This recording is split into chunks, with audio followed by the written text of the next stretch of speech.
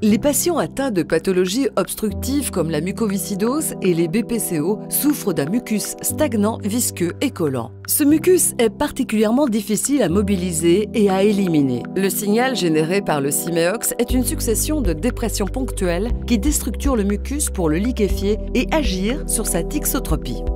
Ils permettent un drainage du mucus en réalisant une expiration passive, confortable et sans fatigue. Entre chaque dépression ponctuelle, le patient est connecté à la pression atmosphérique, ce qui empêche toute compression de la bronche. Pendant les phases expiratoires, le mucus se déstructure rapidement.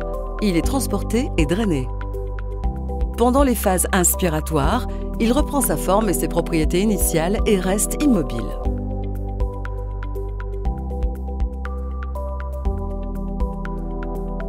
Et il n'y a pas de drainage efficace si l'on ne permet pas au mucus d'être mobilisable. Cela dépend de l'inhalothérapie prescrite bronchodilatatrice et ou anti-inflammatoire et ou mucofluidifiante, la liberté des voies aériennes supérieures, lavage de nez, et l'état de relaxation et l'installation confortable du patient. Être en mesure de réaliser une inspiration homogène, d'amener l'air en arrière du mucus et de retarder la toux sont des conditions indispensables au succès de la thérapie par Simeox.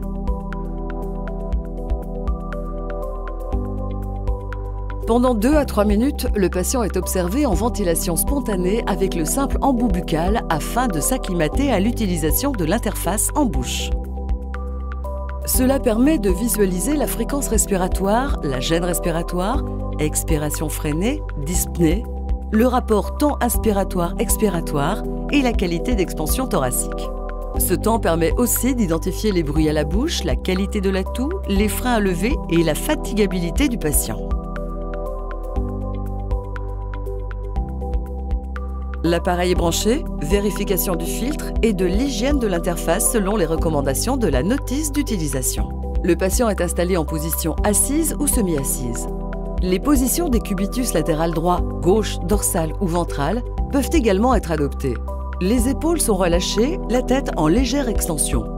L'embout buccal est placé en bouche comme un prolongateur de trachée, maintenant la glotte ouverte. Il doit être placé sur la langue du patient et maintenu entre les dents de celui-ci.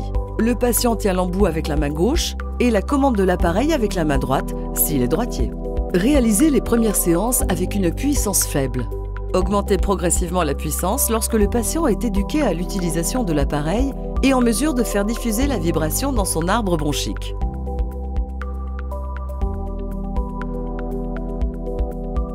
Toute zone non pourvue en air ne bénéficiera pas de l'action de la technologie du Simeox. L'aspiration doit permettre une homogénéisation de la ventilation nécessaire au passage de l'air en arrière des sécrétions. L'action du Simeox est basée sur un transfert d'énergie entre l'air et le mucus. Le kinésithérapeute accompagne scrupuleusement cette étape et éduque le patient à la réalisation d'une inspiration de qualité.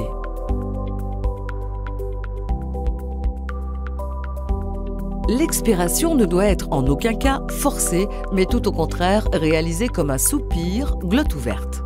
Pour ne pas perturber l'action du Simeox sur la viscosité des sécrétions, le patient ne doit en aucun cas souffler activement dans l'appareil. C'est dès le début de ce soupir de relâchement que le patient déclenche le Simeox. Il perçoit pendant toute la durée de son expiration la vibration qui modifie la rhéologie de son mucus et qui le transporte.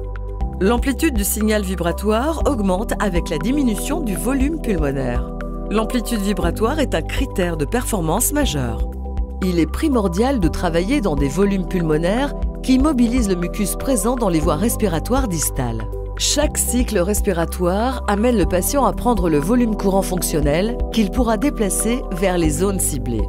Attention, une expiration trop longue ou poussée risque de déclencher une toux prématurée, de même qu'une inspiration rapide.